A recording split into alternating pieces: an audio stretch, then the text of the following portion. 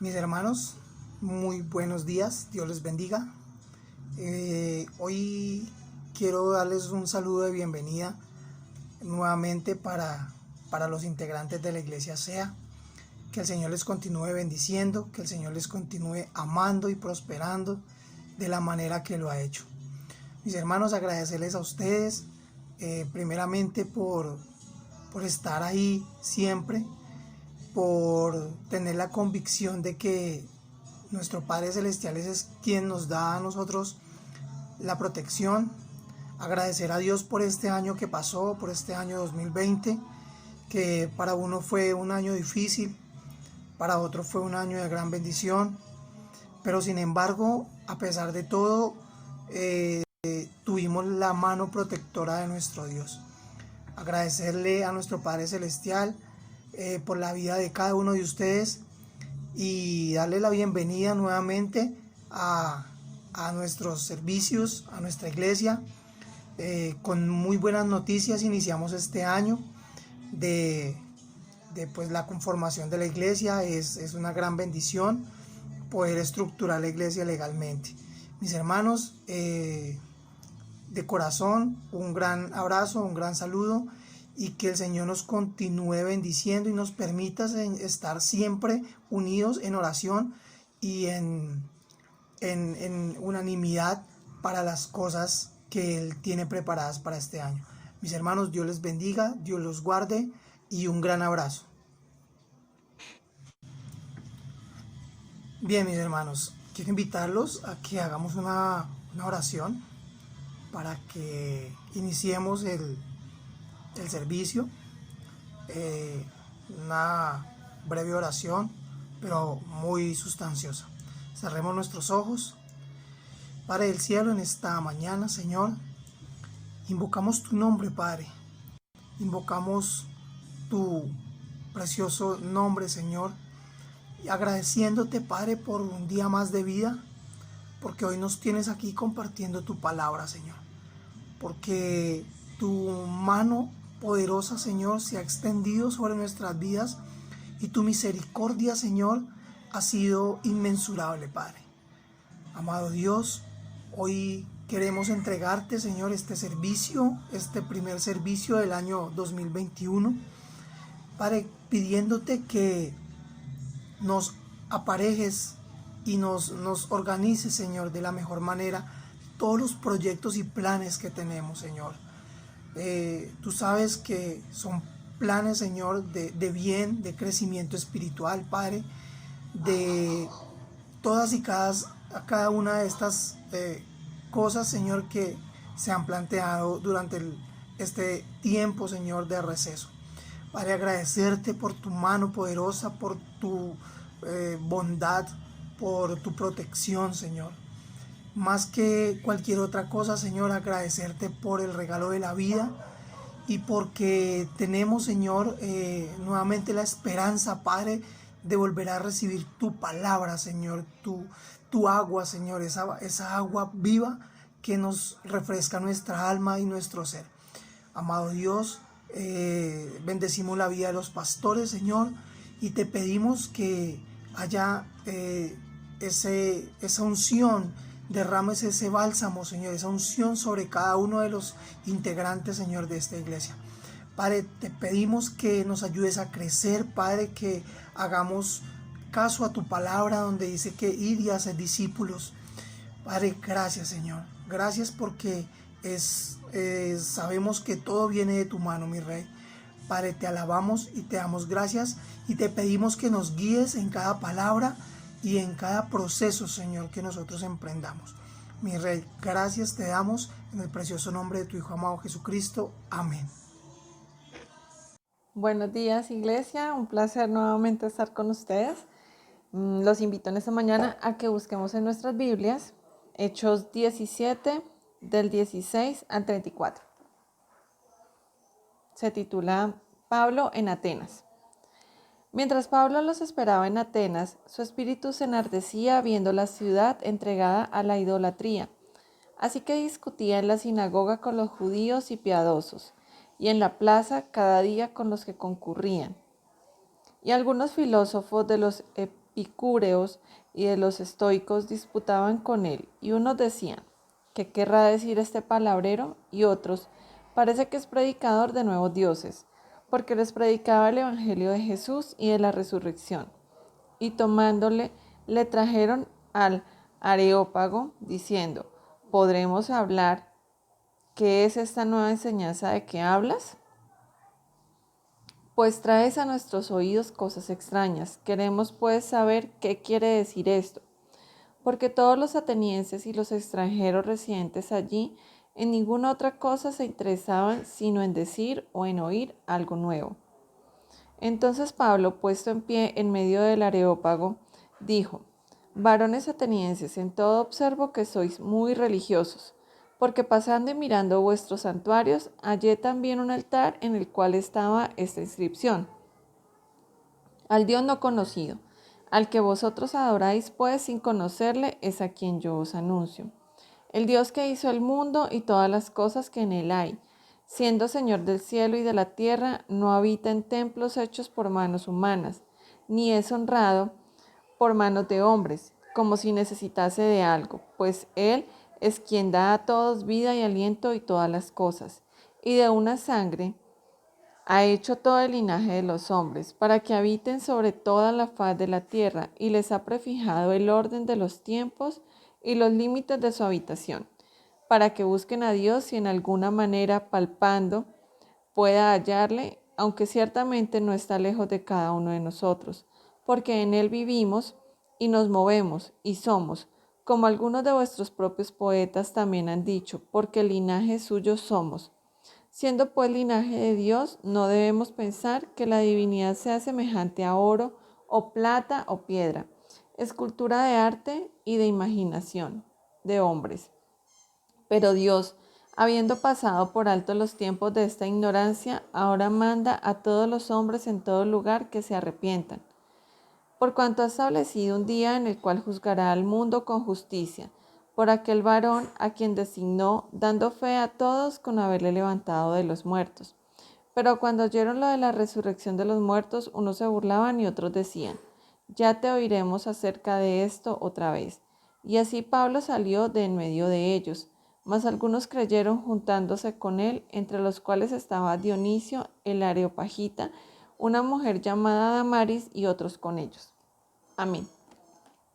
Gracias, hermano.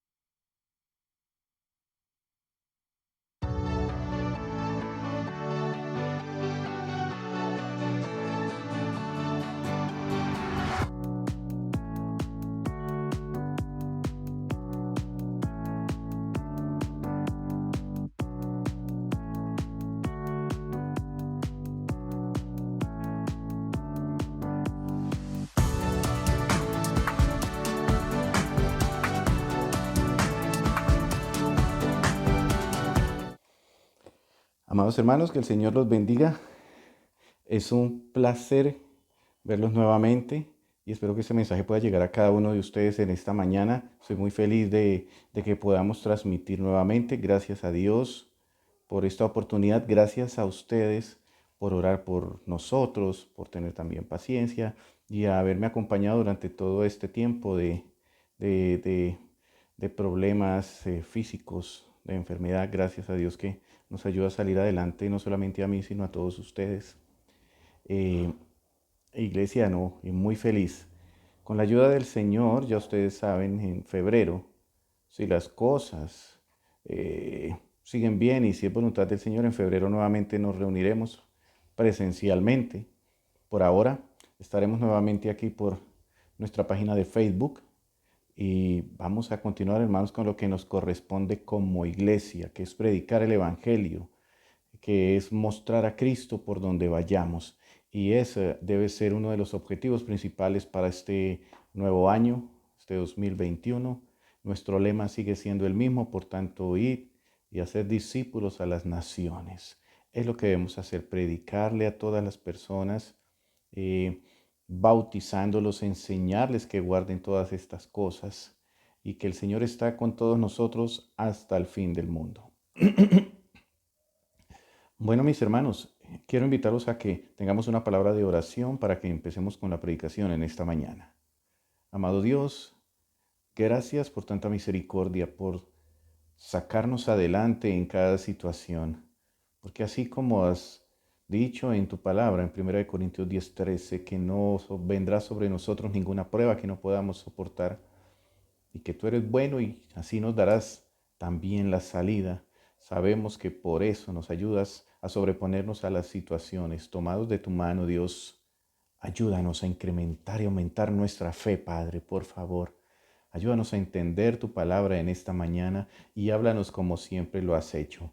Gracias por la hermosa lectura bíblica en esta mañana y ayúdanos, Señor, a poder sumergirnos en tu palabra, en el conocimiento de tu Espíritu Santo. En el nombre precioso de Cristo Jesús. Amén. Mi hermano, quiero llevarlo a que vuelva al pasaje en el cual hicimos la lectura bíblica, que fue en Hechos capítulo 17, desde el versículo 16 hasta el versículo 34. Como ya lo leímos, no lo vamos a volver a leer. Usted tenga su Biblia abierta porque necesito que usted siga la lectura para que podamos entender y tener claridad en cuanto al asunto que nos compete en esta mañana de parte de Dios hacia nosotros. Y si miramos todo el pasaje, en algunas Biblias tiene títulos. El mío dice Pablo en Atenas. Estamos hablando de qué? De el segundo viaje misionero del apóstol Pablo, que fue por Grecia.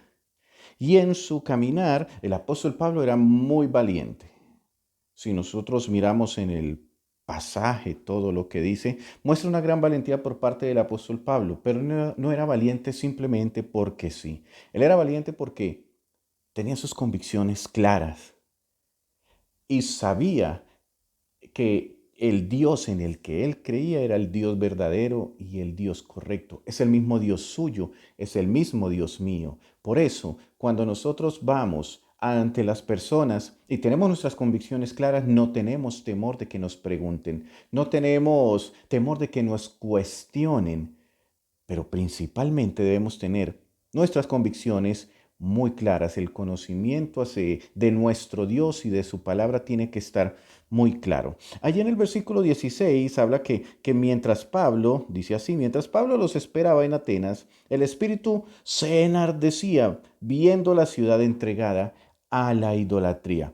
Estaba el corazón de Pablo alterado, como de pronto se pone el de nosotros cuando vemos injusticia, cuando vemos blasfemias, cuando vemos falsos profetas, cuando vemos cuestionamientos y mandatos de hombres que quieren desplazar los mandatos de Dios.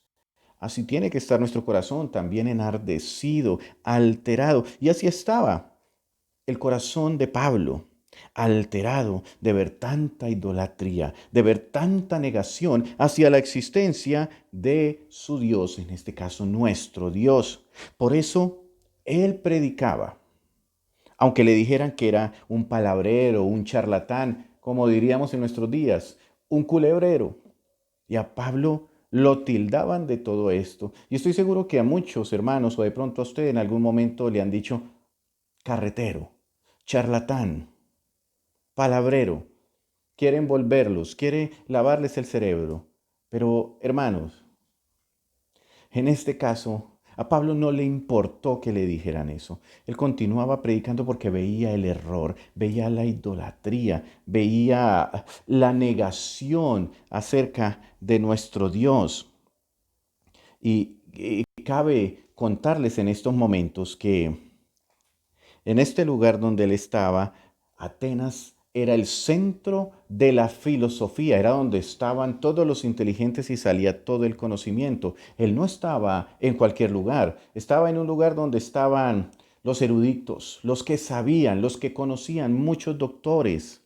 Ya no estamos hablando solamente de los judíos, estamos hablando en este caso, en este segundo viaje misionero de Pablo por Grecia, llegar al centro de la filosofía, centro de literatura. Atenas era el centro de la ciencia, del arte, era la sede de la universidad más grande y más importante del mundo. Era el centro de la inteligencia mundial y sobre todo, era el centro de la idolatría. Si usted ha leído algo de historia griega, de mitología griega, sabe que de allí salen tantos dioses, semidioses, personas que eran mitad Dios y mitad humano, que habla allí de varios héroes que se escuchan. Hay películas donde habían diferentes criaturas. Y para no ir muy lejos, cuando yo era pequeño, cuando era un chico, yo veía unos dibujos animados que se llamaban Caballeros del Zodíaco y precisamente hablaban de toda esta mitología griega y la diosa Atena y el dios de la guerra y habían una cantidad de dioses, Ares, y salían los semidioses y salían los superhéroes que tenían cualidad de dioses también. Y todo esto era lo que se veía ya en aquel momento allí. Tal fue el impacto de Pablo que no tuvo temor, sino antes se enardeció su corazón y continuó predicando. Muchas veces a nosotros nos da temor siquiera acercarnos a una persona que tiene otras convicciones o otras creencias y nos da temor cuestionar o nos da temor cuando ellos nos preguntan contestar y mejor nos quedamos calladitos o le damos la razón. Debería ser nuestra reacción como la de Pablo, con un corazón enardecido pero amoroso, contestando, con el objetivo simplemente de que las personas conozcan, crean y sean salvas, no con el objetivo de que hagan lo que nosotros queremos. Esa debe ser nuestra convicción, ese debe ser nuestro propósito, que las personas conozcan al Salvador y puedan ser salvas. Pablo causó tal impacto que logró que ellos lo llevaran a uno de sus lugares importantes y empezaran a preguntar. Empezaron con esa sed de preguntas. Si nosotros miramos en el del versículo 19 hasta el 21, vemos cómo él impactó de tal manera que ellos quisieron llevarlo a uno de sus lugares de reunión o de adoración o de enseñanza. Dice el versículo 19. Bueno, voy a leer desde la parte B del 18.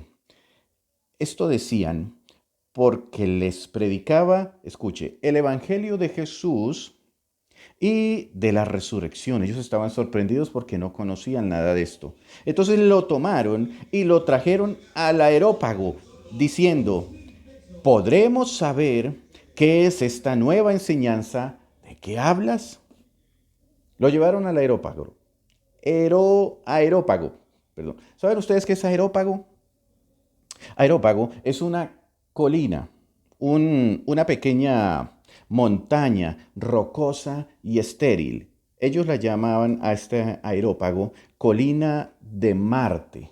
Era un lugar en la cual ellos enseñaban, aprendían, como una especie de plazoleta, pero era una montaña pequeña y era rocosa y estéril, dice ahí. Y allí era donde se reunían, era un lugar importante para ellos, el areópago.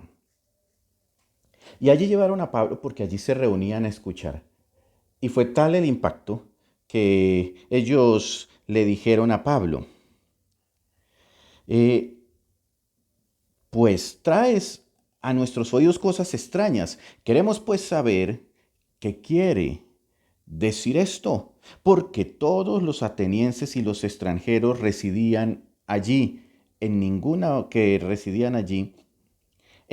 otra cosa se interesaban, sino en decir y en oír algo nuevo. O sea que Pablo llamó la atención de todas estas personas de una manera eficaz. De pronto sin él tenerlo planeado, pero lo llevaron a un lugar importante para ellos, a un lugar de educación, a que ellos aprendieran, a ellos escuchar y empezaron las preguntas. Cualquier cantidad de preguntas que le habrán hecho a Pablo, porque ellos no conocían nada de esto. Entonces Pablo, dice el versículo 22, puesto en pie en medio del areópago, en medio de toda la gente, en aquel lugar importante, dijo, atenienses, en todo observo que sois muy religiosos, porque pasando y mirando vuestros santuarios, hallé también un altar en el cual estaba escrito la inscripción, al Dios no conocido. Al que vosotros adoráis, pues sin conocerlo, es a quien yo os anuncio.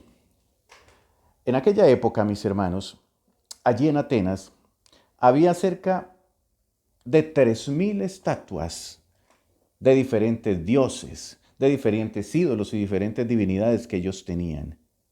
Y fue en esta ciudad, frente a los filósofos, grandes filósofos conocedores, a los incrédulos, Pablo presentó defensa de su fe y del Evangelio.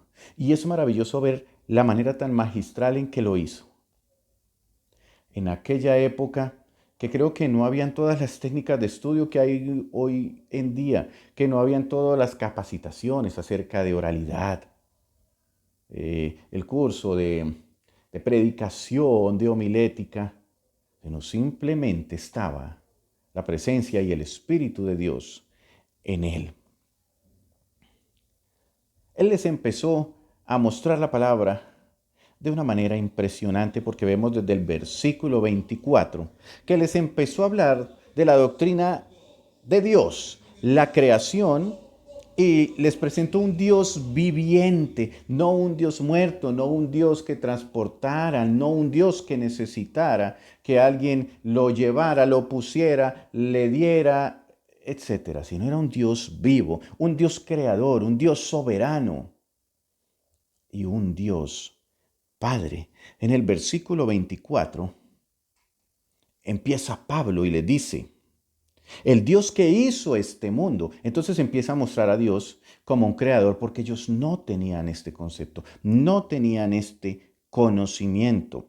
El Dios que hizo el mundo y todas las cosas que en él hay, siendo Señor del cielo y de la tierra, no habita en templos hechos por manos humanas, ni es honrado por manos de hombres como si necesitara de algo, pues Él es quien da a todos vida, aliento y todas las cosas. Entonces le mostró allí a aquellas personas y hoy nos está hablando a nosotros un Dios creador. Lo presentó como un Dios viviente. Lo presentó y lo presenta hoy como un Dios creador, como un Dios soberano y como un Padre. ¿Sabe una cosa, mi hermano? Le soy sincero, Dios no lo necesita a usted ni me necesita a mí. Somos nosotros los que lo necesitamos a Él. Y hoy en día muchas doctrinas han tratado de cambiar ese concepto en nuestra mente y en nuestro corazón y ha tergiversado un poco nuestras convicciones, pues nos han enseñado otro tipo de cosas. Vamos a continuar y les explicaré luego. En el versículo 25, ya Pablo les muestra a ellos y nos muestra a nosotros la doctrina del hombre,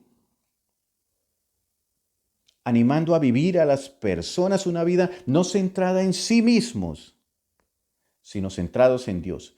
¿Por qué?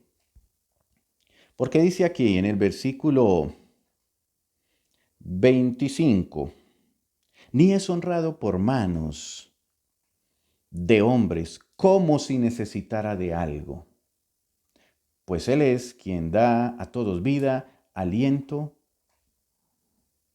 y todas las cosas. De una sangre ha hecho todo el linaje de los hombres, versículo 26, para que habiten sobre toda la faz de la tierra, y les ha prefijado el orden de los tiempos y los límites de su habitación. Eso lo ha determinado Él, no somos nosotros los que mandamos, para que busquen a Dios si en alguna manera, palpando, pueden hallarlo, aunque ciertamente no está lejos de cada uno de nosotros, no es un Dios lejano. Y era lo que le estaba mostrando a ellos, que no como en aquella época estaba por allá en un monte del Olimpo, no, estaba cerca, está cerca, porque en Él vivimos, nos movemos y somos, como algunos de vuestros propios poetas también han dicho, porque linaje suyo somos.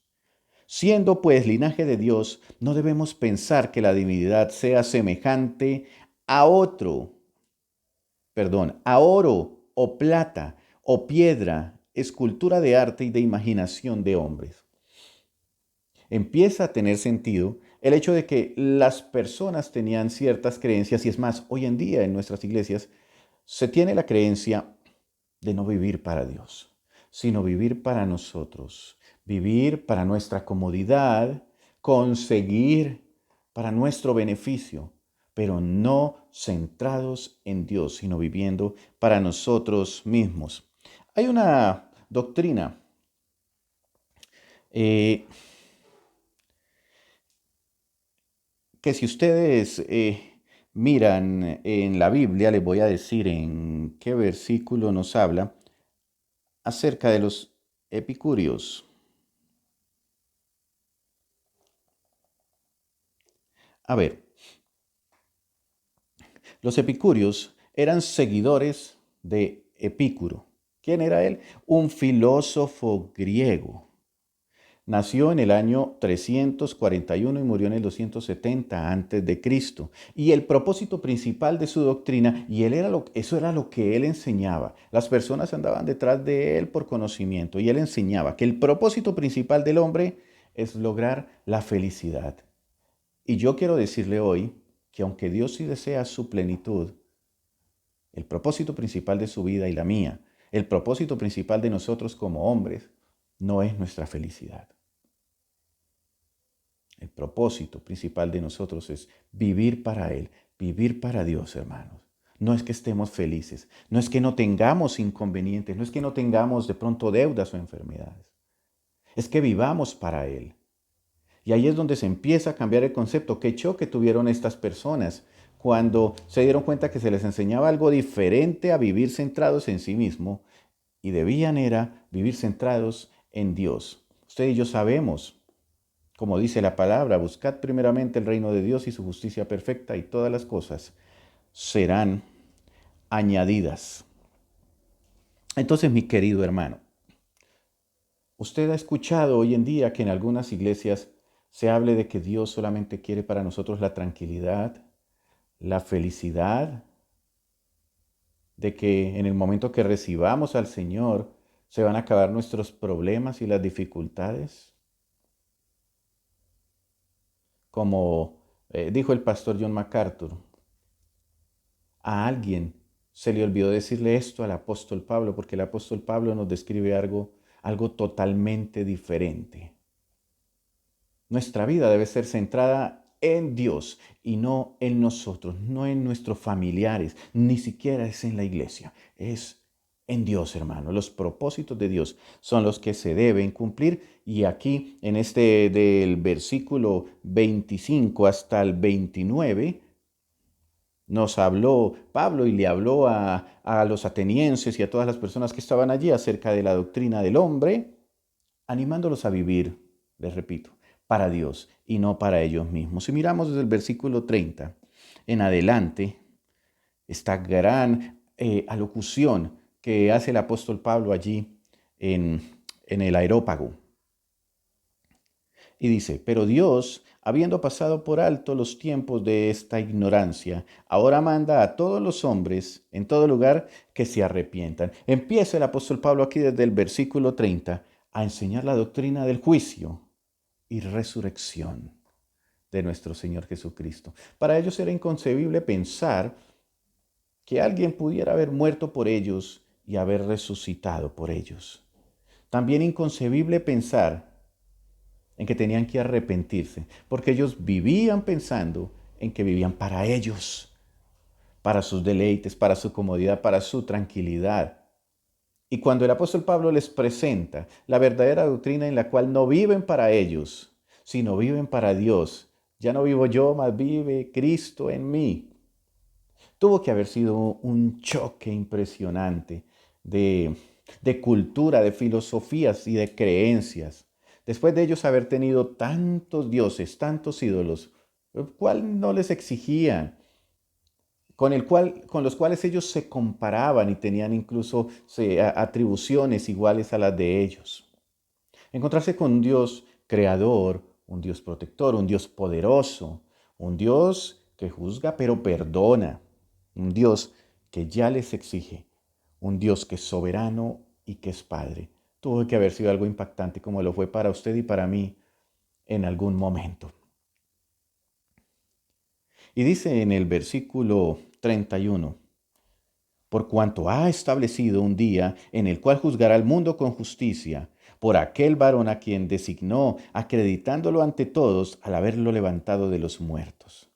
Pero cuando oyeron lo de la resurrección de los muertos, unos se burlaban y otros decían, ya te oiremos acerca de esto otra vez. ¿Por qué dijeron esto? Porque en aquella época estaban acostumbrados a que salía alguien hablando de un Dios y al mes o a los días salía hablando de otro Dios. Y así estaban acostumbrados a que salía un charlatán hablando de un Dios, al tiempo salía hablando de otro, le levantaba una estatua aquí, le levantaba un templo allá. Por eso aquel lugar en aquella época tenía tantos, imagínese usted, en una sola ciudad, más de 3.000 estatuas de diferentes dioses.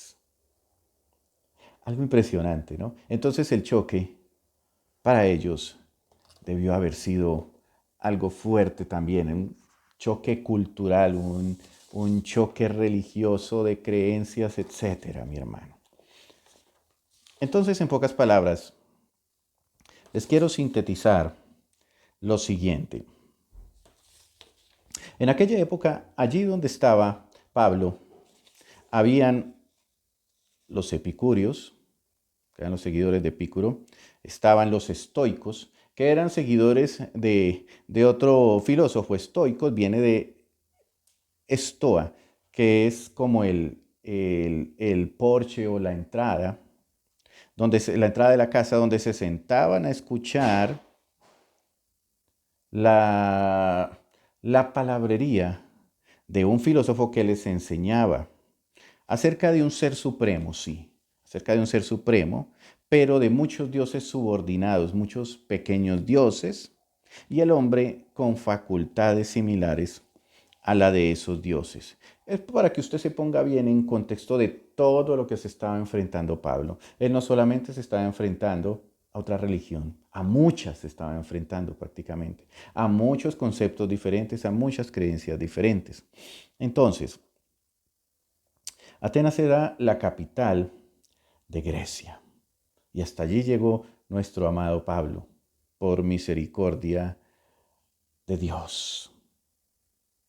Y él empezó y les habló la doctrina completa. Les habló primero de Dios como creador, lo presentó como padre, como soberano. Luego habló del hombre, ¿cierto? Usted puede mirarlo ahí en los versículos. Y animó a vivir para Dios y no para uno mismo. Y luego termina hablando de la doctrina del juicio y la resurrección. O sea, él les dio la enseñanza completa, les dio plan de salvación completo en un momento a todas las personas que estaban allí, sin importar su creencia. Él hizo su labor, que fue predicar. Pablo fue hasta donde la gente estaba. Él no esperó a que fueran a buscarlo. Vengan, pregúntenme que yo sé. Él fue hasta allá y los buscó. Enfrentó la filosofía epicúrea, que ustedes saben que, como ya les expliqué, sostenía que el objetivo principal de la vida era que estuviéramos bien, evitar el dolor.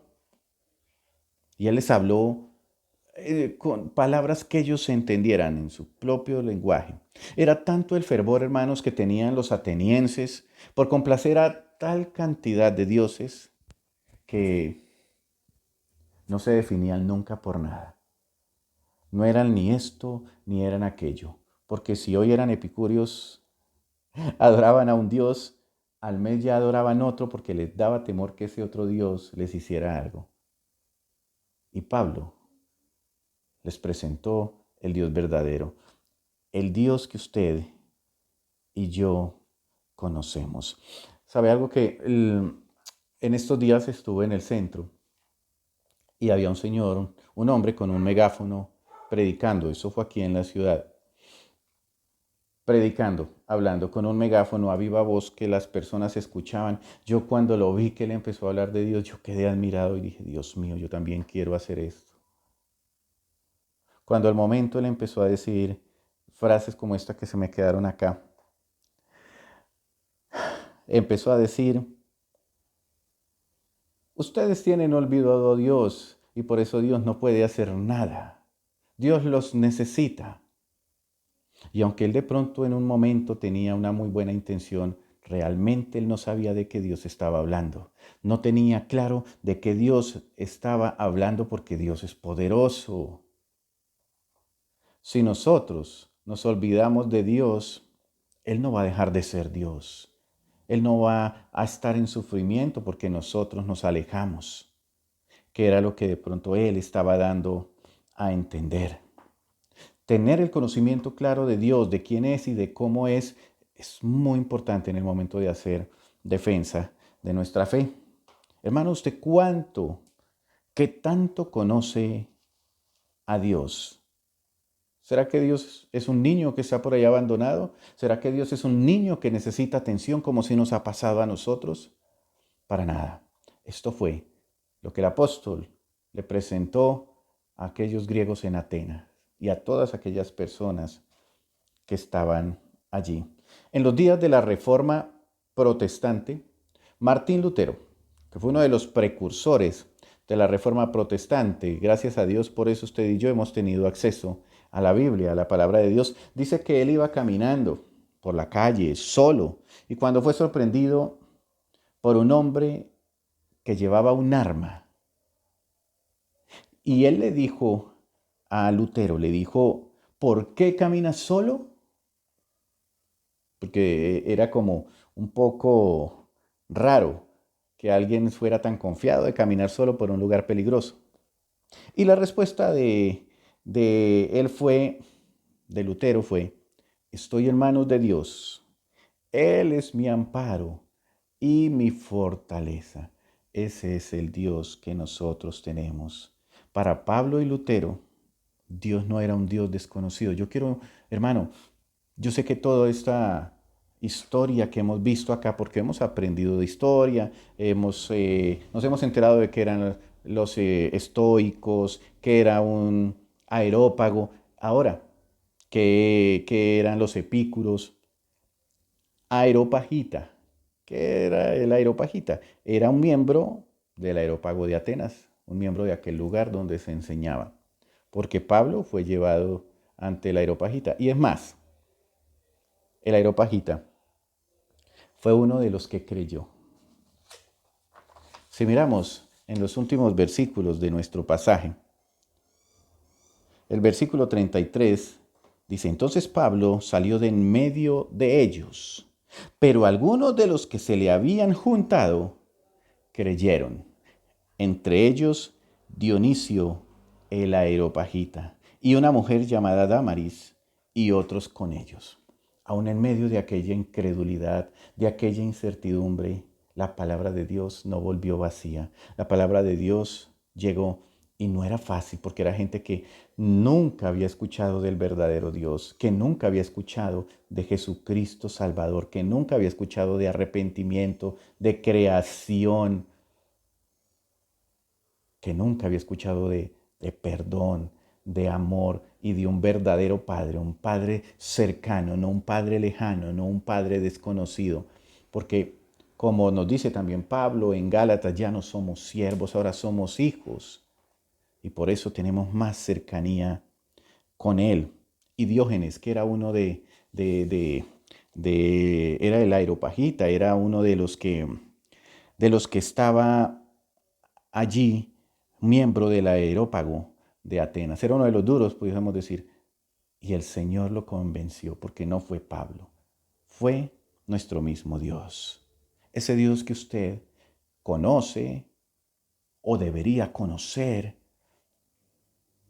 tal y como es, cosa que cuando vayamos a hablar con Él podamos hablar de sus características, podamos hablar de su persona, podamos hablar de su poder, de su amor, de su inmensidad, que nunca vamos a poderla describir del todo, pero poco a poco vamos aprendiendo y los vamos conociendo. Mi llamado en esta hora es para que primero dejemos el temor. Que no quiero que aquella persona se moleste, aquella persona que tiene unas creencias antibíblicas, se moleste porque alguna persona, cualquier persona, hermanos, que no siga como tal la palabra de Dios, está errada. Si es una persona que adora a Dios de una forma como no está en la Biblia, pues eso es algo antibíblico. Así como le pasó a Caín y Abel, que Caín simplemente quiso hacer su ofrenda como él pensó, como él quiso, y no como era la voluntad de Dios. Que no nos pase eso y que no nos dé temor hablar lo que es la verdadera palabra de Dios. Es un llamado a que conozcamos bien a nuestro Dios, a que estudiemos las Escrituras y a que hagamos buena defensa del Evangelio de Cristo, no de nuestro Evangelio, sino del Evangelio de Cristo. Que tengamos unas convicciones claras, que conozcamos realmente a Dios, un Dios presente, un Dios activo, un Dios cercano, tan cercano como lo es con nosotros, un Padre, un amigo. Muchas veces yo le he hablado a mi Padre como mi mejor amigo. Un Dios que en tu vida sea conocido y reconocido, mi hermano, realmente conocerlo, así como conocemos los gustos de nuestros hijos, de nuestros padres, de nuestros cónyuges. Sabemos qué les gusta incluso hasta comer, cómo les gusta dormir, cómo les gusta vestir, que conozcamos a Dios de tal manera que sepamos cuáles son sus cualidades. Eso realmente va a causar la diferencia y va a causar un impacto tal que probablemente nos inviten o nos lleven a un aerópago y nos hagan preguntas y con la guía del Espíritu Santo ayudemos a que personas salgan de la oscuridad, a que conozcan realmente a Dios. Reconozcámoslo en todos nuestros caminos, hermanos, y vivamos hoy y siempre en las manos de Dios. Esto ha sido realmente un pequeño repaso de este pasaje porque tiene tal cantidad de información y bendición que me gustaría invitarlo a que usted ahí en su casa con su familia lo leyera. Ore esta palabra. ¿Cómo lo va a hacer? Primero lo va a leer una vez, despacio. Luego lo va a leer para las demás personas que estén con usted y que ellos puedan estar concentrados. Y luego díganlo en oración.